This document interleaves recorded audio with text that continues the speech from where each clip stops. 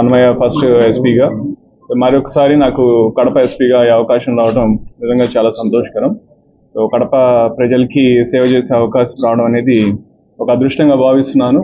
So దానికి ప్రధానంగా చెప్పేది ఏమంటే, ఏదైతే పబ్లిక్కి పోలీసు ఏ సర్వీసెస్ అయితే ఇవ్వాల్సి ఉంటాయో ఆ సర్వీసెస్ అన్నీ కూడా ఎఫెక్టివ్గా ప్రాపర్గా ఇచ్చే విధంగా చేయాలనేదే మన ముందున్నటువంటి ప్రధాన ఉద్దేశం. ఏదైతే రూల్ ఆఫ్ లా ఉందో ఆ రూల్ ఆఫ్ లాని మనం ప్రిజర్వ్ చేయాలా, ప్రొటెక్ట్ చేయాలా.